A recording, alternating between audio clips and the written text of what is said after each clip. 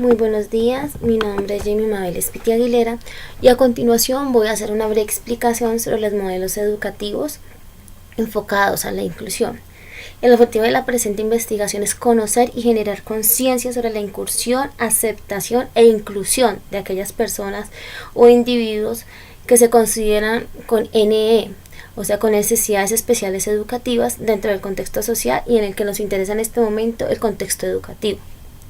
El objetivo que tiene esta presente investigación es reconocer el papel del gobierno dentro de la inclusión educativa a través de la promulgación legislativa.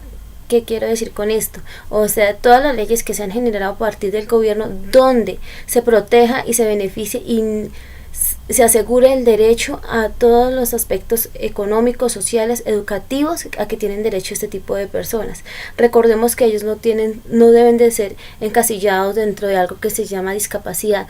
Más que todo es una limitación que tienen, pero que igual la pueden ir minimizando a través de modelos educativos de los cuales flexibles, a los cuales se debe dirigir su enfoque. A partir de esto generamos otro objetivo que sería el de nosotros como docentes en nuestro rol educativo en el cual nos estamos enfocando. Debemos permitir el acceso a diferentes currículos de manera flexible. ¿Esto qué quiere decir? Que los estudiantes pueden aprender el mismo tipo de conocimientos pero a través de distintas herramientas. Sin dejar de lado que con esto no quiero decir que se tengan que separar de los demás grupos o diferenciarlos, no, son totalmente iguales. Depende del docente, de nosotros como docentes, cómo manejemos esa parte.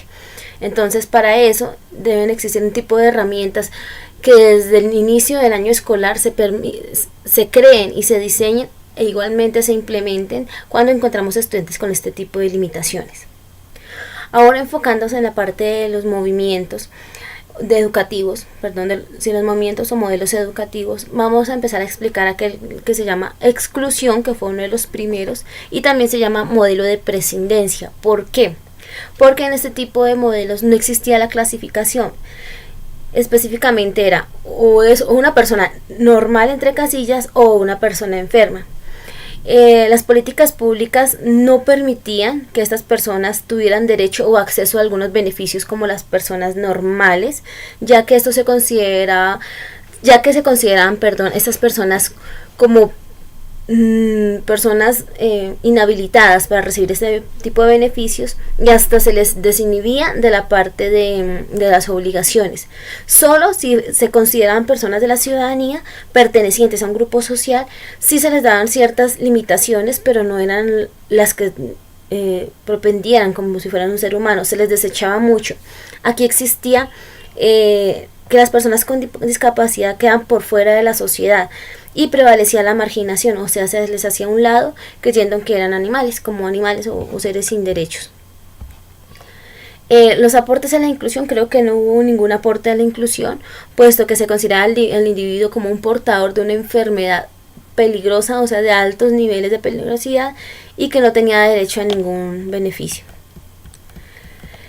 En cuanto a esto, el rol del gobierno era la vulneración de los derechos humanos. El gobierno era hermético a las diferencias sociales, culturales y físicas, o sea, siempre había un patrón en el que seguían. Y las personas se consideraban distintas, no poseían estos derechos como lo dije anteriormente, y siempre y cuando se consideran parte de la sociedad se les daba o se les asignaba una serie de deberes u obligaciones, pues que muchas veces no se cumplían. Las roles de las instituciones, en cuanto a la parte educativa, esas personas se consideraban sin derecho a recibir este beneficio. ¿Por qué? Porque se hablaba de que era una persona impedida o discapacitada. En otras palabras, implicaba que no se consideraba un ser inferior, que no tenía el derecho a existir dentro de una cohesión social y por tanto recibir tales beneficios. Entonces se consideraba también, con base en eso, el rol docente era un modelo tradicionalista, en el que él como docente, o nosotros como docentes en ese tiempo, estábamos en total derecho a decir que no poseíamos obligación alguna de impartir conocimientos a este tipo de personas porque se hacía innecesario, ya que estas personas no captaban o no aprendían como una persona encasillada como normal. puesto que se le consideraba a esta persona una persona pecadora que estaba pagando sus culpas, ya que iba en contra de la función moral o la ideología religiosa. Todo esto se enfocaba mucho en la parte religiosa y moral, porque se decía que no se hablaba de la parte genética, sino que se decía que era un castigo o causado por ellos mismos o por sus padres. En este que también se manejaba mucho lo que era la marginación, pero también la parte de que al de ser desechables o al ser considerados personas que no poseían las características de una persona normal, tenían todas las personas normales o el gobierno o las políticas gubernamentales daban o consideraban necesario eliminar a este tipo de personas, lo que empezó con los homicidios y asesinatos de este tipo de personas porque se creía que dañaban a la sociedad. El rol del estudiante, ¿cómo era acá? El rol del estudiante se consideraba como un fenómeno y, como lo dije anteriormente, un portador de una enfermedad, y por tanto se consideraba diferente y hasta peligroso. Entonces él no tenía derecho a ninguno de los servicios. Ya más adelante, con el tiempo, esa exclusión se convirtió o se transformó en algo que se llama segregación, o también llamado el modelo tradicionalista. Este modelo está enfocado a la diversificación del estatus social o el conocimiento. Aquí el rol del docente era hacer la distinción de un grupo de individuos sobre otros, considerando que los de estatus bajo o los que no cumplían con esas condiciones o que se consideraban anormales no tenían las posibilidades de surgir como lo haría una persona en condiciones normales. Por tanto, el estudiante se le consideraba alguien de baja categoría, ya sea fuera por condición social o también por su condición física, cognitiva o sensorial. Las políticas institucionales o el rol que cumplían las instituciones era considerar la perspectiva de normalización de los sujetos con discapacidad sensorial, motora o física. ¿Qué quiero decir con esto? Que el gobierno empezó a preocuparse, o las instituciones empezaron a preocuparse por enfocar su educación o diversificar su educación hacia terapias o hacia procesos en el que se permitiera el acceso de este tipo de personas, siempre y cuando no se mezclaran con las demás o las personas normales. Se le consideraba que el reconocimiento de particular o posibilidad de aprendizaje variaba mucho con respecto a una persona que cumplía con todas las condiciones normales de ese entonces. Se entendía que si hay niños que cumplen con condiciones especiales temporales, pero que se le podía normalizar a través de un proceso o situación médica. Por tanto, esto se apoyaba a través del gobierno, donde se perfilaba que el enfoque basado en la educación sí desaparecía, pero que también se enfocaba en la parte de la salud. Y aquí es donde se forma algo que se llama educación especial. Se entendía que estas personas tenían unas capacidades excepcionales, pero que requerían para ello una educación especial para lograr su normalización. Se supone que recibían el tratamiento médico. Por tanto, las políticas públicas permiten la clasificación. Esto dado por a partir de la Segunda Guerra Mundial, donde los efectos físicos y psicológicos que trajeron consigo fueron de inmensas dimensiones. Aquí ya se cataloga al individuo, según las políticas públicas, al individuo con necesidades educativas especiales como un paciente que requiere de un tratamiento, y que ese tratamiento médico permitiría corregir esas falencias que llamarían ellos, o esos elementos que lo consideraban como discapacitado, y que una vez recibiera ese tratamiento y si podía curarse, ya cabía o tendría cabida dentro del grupo social de normal, y por tanto tendría acceso a la educación. Ya más adelante existió lo que se llama integración o modelo de rehabilitación. Aquí, ¿qué pasa? Las políticas públicas se centran en la creación de leyes o decretos, tales como el decreto de 1955, de 1955, donde se empieza a crear el Instituto Nacional para Ciegos, INCI, y el Instituto Nacional para Sordos, INSOR. En la actualidad esas entidades están adscritas a la cuenta del Ministerio de Educación Nacional. ¿Qué permitía esto? Que los estudiantes accedieran a una educación especial incluida solo para ellos, donde no tuviera que mezclarse con los de la otra sociedad o con la educación tradicional. ¿Por qué? Porque se creía que esta integración o modelo rehabilitador permitiría que ellos pudieran mejorar todas sus condiciones físicas, sensoriales y motoras a través de la implementación de un sistema educativo enfocado solo en suplir la necesidad o arreglar la necesidad que ellos tenían a nivel cognitivo o físico o motor. Por tanto, ejemplo, el INSI solo era enfocado para aquellas personas que tuvieran limitación visual, y INSOR para las que tuvieran limitación auditiva. Entonces solo se enfocaban en desarrollar ese proceso para que ellos pudieran habilitar su parte física y motora.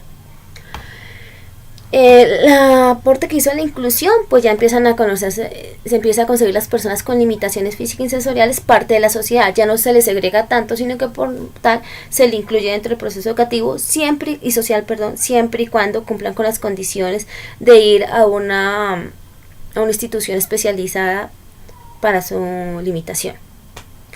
Entonces aquí es donde se empieza a conocer algo como llamado la diversidad, donde todos somos iguales aunque tengamos algunas diferencias. El rol de los gobiernos.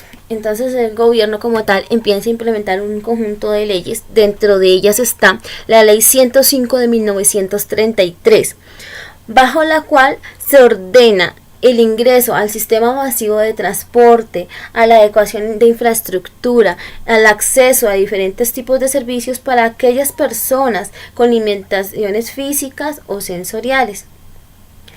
Más adelante, en el año 1995, la vinculación de las personas con discapacidad al ámbito deportivo y cultural tuvo un gran enfoque. ¿Por qué? Porque ya se le permitía a las personas que se encontraban con alguna limitación física o motora, acceder a este tipo de servicios o beneficios. Ejemplo de ellos fueron los campeonatos, se empezaron a crear espacios y actividades deportivas para generar en ellos esa habilidad. Después, con el tiempo, llegó en 1997 la inclusión al ámbito cultural, donde se crean espacios adecuados para ellos para que puedan ejercitar este tipo de actividad.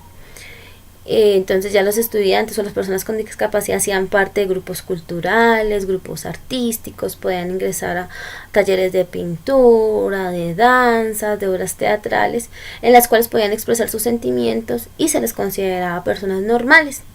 En el año 2000 se empieza a enfocar en la creación y generación de espacios, productos y dispositivos con el fin último de que estas personas pudieran acceder a los distintos sistemas de información y comunicación existentes. Entonces empezaron a crear los sistemas o aplicaciones para que las personas con diferentes tipos de limitaciones pudieran acceder a servicios como internet, servicios de computación, televisión, radio, y mejor cerrar un poco esa brecha de la diferencia entre las personas que, bendito Dios, tenemos todas las capacidades con aquellas que posiblemente no las tienen o que están en proceso de desarrollo. El rol de las instituciones. Entonces, las instituciones empezaron a regirse bajo una legislación en la que se les obligaba y se les recomendaba el derecho del acceso a estas personas a sus estamentos educativos y por tanto al derecho a desarrollar sus currículos educativos. ¿Cómo se dio esto? Esto se dio a partir de la ley 56 de 1938 en conjunto con la ley 143, donde se constituye la Federación de Ciegos y Sordomudos, cuya experiencia demostró la incompatibilidad que existe entre estos dos roles. La labor pedagógica y de rehabilitación se unificaron, en tanto la naturaleza de las discapacidades indicó que eran procesos totalmente independientes que pero por tanto se podrían manejar como uno solo. Aquí es donde empiezan a enfocarse más en el desarrollo de las habilidades a partir de instituciones educativas que cumplirán con ese rol de desarrollar esas habilidades específicas en cada una de estas personas. Ejemplo dado es el INSI, que ya lo habíamos mencionado anteriormente, donde las personas, aparte de recibir la integración educativa, recibían también un proceso para la incursión en el sistema laboral y sistema social. El INSOR también tenía como objetivo fundamental el promover desde el sector educativo el desarrollo de implementaciones políticas públicas para la inclusión de este tipo de personas dentro del contexto educativo general. El rol del docente. Entonces prevalece la incapacidad por parte de los docentes para tratar estos estudiantes con este tipo de características físicas y sensoriales diversas. ¿Por qué? Porque no se contaba con las herramientas o la capacitación necesaria para nosotros como docentes tratar ese tipo de limitación desde una perspectiva en la que de una limitación pase a ser una habilidad. Hoy en día tampoco te das cuenta con ese tipo de servicios. ¿Por qué? Porque desde el gobierno nacional o desde las políticas públicas que se han generado no hay un ente gubernamental o un ente especializado en la capacitación, en la ejecución de los deberes, en la ejecución de este tipo de actividades y que permitan que nosotros como docentes tengamos este tipo de capacitaciones o habilidades para poderlas desarrollar dentro del aula. Por tanto, el estudiante se le consigue como distinto todavía en este proceso y se le acepta dentro de la sociedad bajo el parámetro de eufemismo y cinismo, o sea, como la ironía de que ante la sociedad los aceptamos, pero intrínsecamente les sentimos un rechazo hacia ellos porque vemos que no tienen el mismo proceso de desarrollo cognitivo o físico que el de los demás. Entonces, ya sea bien por el miedo o el temor de pronto a equivocarnos en nuestro enfoque pedagógico y en el proceso de enseñanza y de aprendizaje hacia este tipo de personas, que de cierta manera los estamos rechazando, ya sea por nuestra ignorancia o por lo que dije anteriormente, nuestra incapacidad de habilitar o crear currículos flexibles. Ya más adelante, y lo que se conoce como inclusión o modelo social, permitía que el estudiante ya pudiera tener acceso a un currículo educativo flexible a través de la guía número 12 propuesta por el Ministerio de Educación Nacional, donde se constituye el soporte de orientaciones pedagógicas, principalmente para transformar y permitir atender a partir de las instituciones educativas o desde las instituciones educativas nacionales, ya sean de carácter privado o público, el acceso a este tipo de ayudas para atender a las necesidades o personas con limitaciones auditivas, visuales, de discapacidad motora, cognitiva o física. Entonces el rol del estudiante ya pasa de ser rechazado o concebido como distinto a convertirse en parte de la institución educativa o parte de la sociedad educativa, con habilidades excepcionales. Ya no se consideran como limitaciones, sino como habilidades excepcionales que se pueden desarrollar y dar mejores procesos y por tanto unos excelentes resultados. Es aquí donde el rol docente cambia un poco, se transforma a través de la ley 115 del 8 de febrero de 1994, la Ley General de Educación, que es donde se dice que las personas con limitaciones o capacidades excepcionales tienen acceso a la educación y que estas limitaciones se tienen que ver como habilidades excepcionales y que ellos deben de estar integrados dentro del proceso académico y social a través de la creación de currículos flexibles, contar con el apoyo de personal especializado, y entonces el rol del docente ya pasa a ser más a nivel social que a nivel educativo como tal. O sea, nosotros como docentes ya concebimos a esa persona parte del grupo de la organización estudiantil, o del grupo estudiantil, de la comunidad estudiantil, de la comunidad estudiantil, y ya no se le segrega o no se le revela o se separa o se hace distinción con respecto a los otros. Se le considera a todos los estudiantes con igualdad de condiciones, beneficios, servicios y obligaciones como tal. Aquí es donde el rol de las instituciones viene a jugar un papel importante, donde se considera a la escuela como agente visible y tangible de convivencia entre individuos, ya que aquí es donde se considera a todos los estudiantes o pertenecientes a la comunidad estudiantil con igualdad de capacidades y condiciones. Esto se da, o ejemplo claro de esto, es la situación de la educación en Colombia cerca del 2010, donde se informa que el derecho a la educación está un poco segregado, ya que no hay posibilidad de ingresar a la escuela por parte de los estudiantes. Ya esto se da porque desde los padres de familia consideran que si mi hijo tiene una limitación, de pronto va a sufrir el rechazo por parte de sus compañeros y sus docentes dentro de una institución X o Y, sea de tipo privado o sea de tipo público. En el 2006 existe la Convención sobre los Derechos de las Personas con Discapacidad.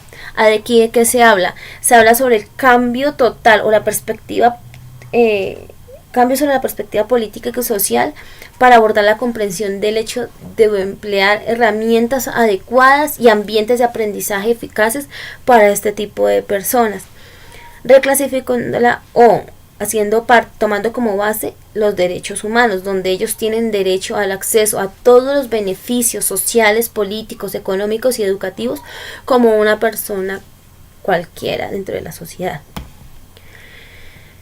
Se empieza a hablar de la inclusión educativa, de crear modelos flexibles, donde ya el valor de la sociedad es la aceptación de la otra persona con sus limitaciones, pero como persona igual.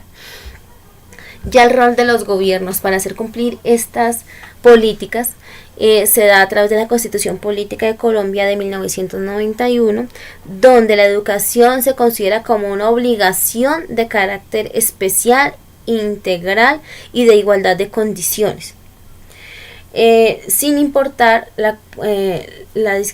sin importar o sin discriminar la parte social, económica, política, religiosa o de discapacidad o limitación motora, sensorial o física.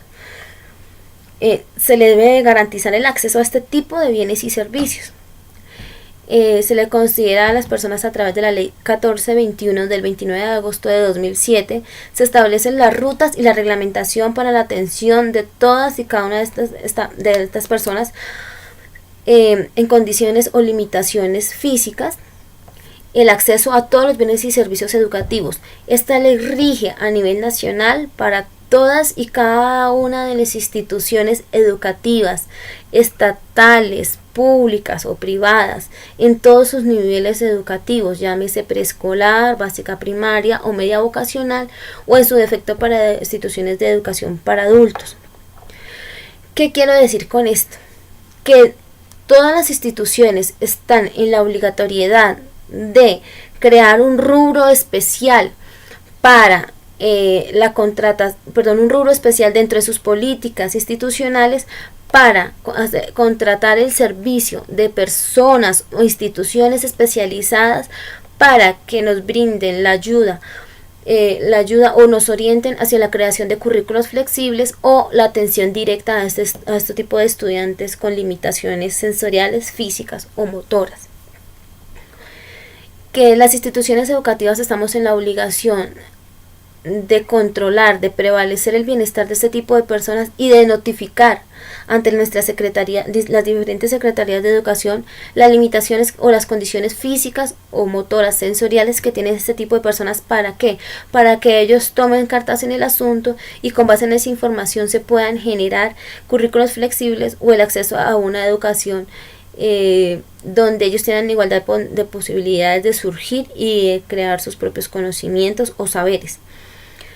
Aquí hay una parte muy importante dentro de esta ley y es la implicación de las TICs dentro del ámbito educativo para este tipo de personas. ¿Qué quiere decir con esto? Que se deben de utilizar las herramientas tecnológicas y de comunicación e información que se están utilizando hoy en día como propulsoras para mejorar el ámbito educativo de este tipo de personas.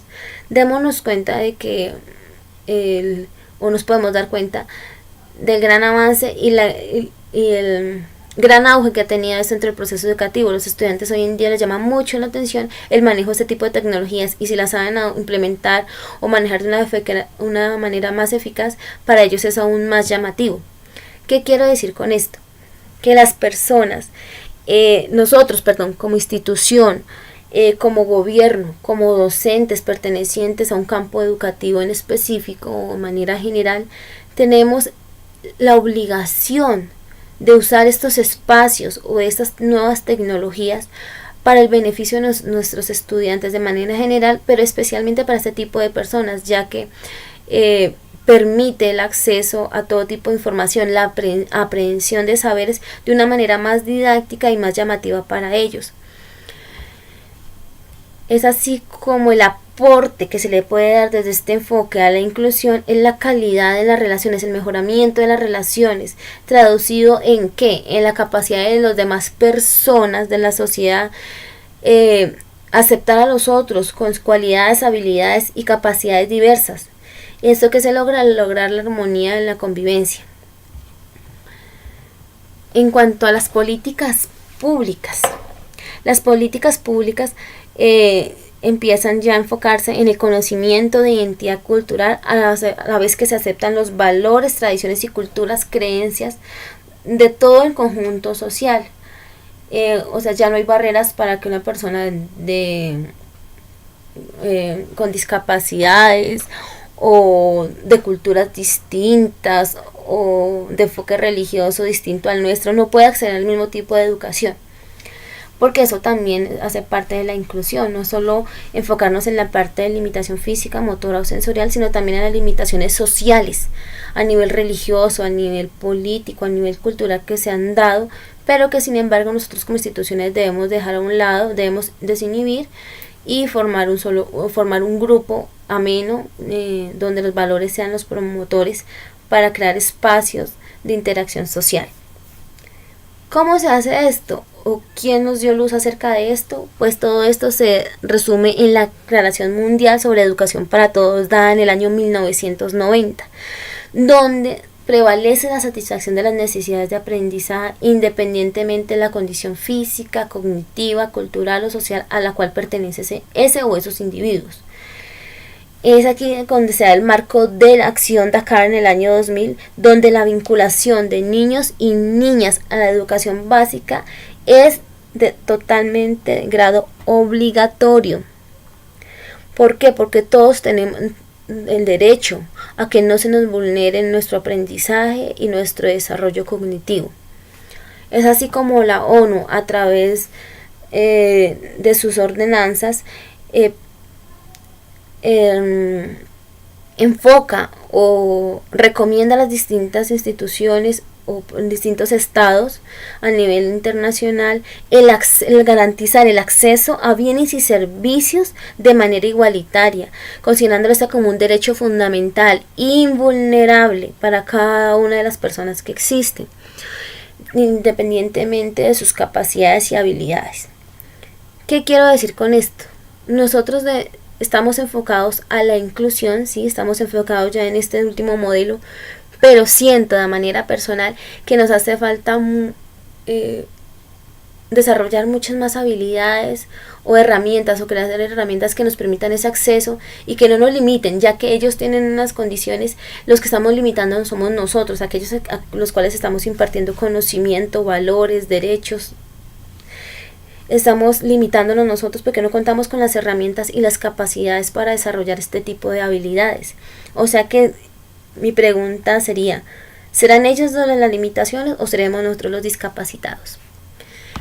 Para finalizar, en conclusión, puedo decir que a través del desarrollo de esta actividad se puede dar cuenta que todos y cada uno de los estamentos pertenecientes a la sociedad estamos en la obligación no solo moral, sino social, educativa y política de diseñar y garantizar la ejecución y creación de espacios que permitan que estas personas con este tipo de limitaciones puedan hacer parte de la sociedad y darle un valor agregado a través de sus aportes, tales como habilidades, considerando que tales como el aporte laboral, la mano de obra, todo esto podemos permitirles el acceso a este tipo de personas, sin que ello indique que no tienen sus limitaciones, pero que también pueden enfocarse entre un grupo social o un grupo cultural específico. O sea, todos tenemos los mismos derechos. También hay que garantizarles el servicio a la salud, a la educación, al tiempo libre, al ámbito cultural, que todas estas personas puedan contar con los recursos financieros, materiales, herramientas y recurso humano para el acceso a este tipo de derechos, ya que el nivel de aprendizaje y desarrollo cognitivo se genera de manera diversa, pero enfocado a un punto en específico. Con esto que quiero hacer referencia a la exclusión y social educativa, no se genere más o no se logre segregar a las personas, sino que por el contrario se promulgue la igualdad en derechos y deberes. Todos somos uno, independientemente de nuestras limitaciones. O quien ha no considerado que no solo es limitación física sensorial, sino limitación social. Muchísimas gracias por haberme atendido. Nuevamente soy Jamie Mabel Espite Aguilera. Espero mi exposición haya sido clara y concisa, y ese es un trabajo para desarrollar dentro de mi asignatura Educación Inclusiva bajo la dirección de nuestro tutor Jerry Avendaño. Muchísimas gracias, muy amables.